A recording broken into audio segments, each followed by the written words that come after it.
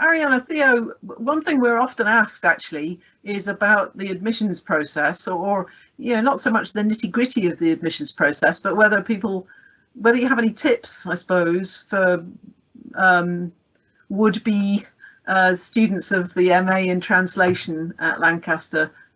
Anything you'd advise? Well, what I've done with my application was just show how passionate you are about translation. Where do you want the passion to go? Where did it come from? What do you want to get out of it? Why you're so passionate about it?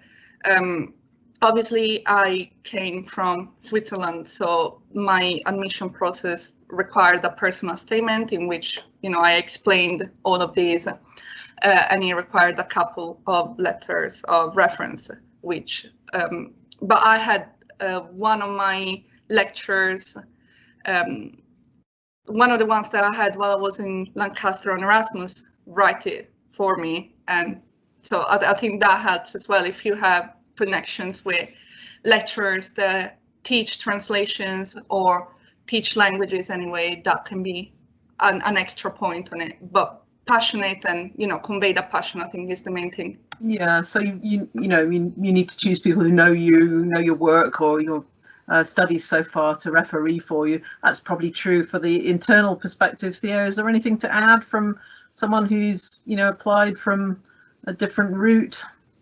Thinking off the top of my head.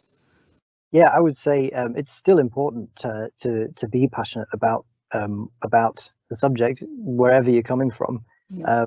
But yeah, the applications process, all staff are really friendly and helpful with all of it. So I would say, as long as you're passionate, whether you're an external applicant or not.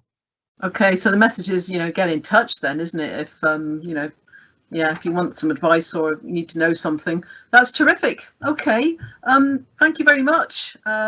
It's always really helpful to get the views of current students, and I'm sure anyone watching this will be interested to hear what you've had to say.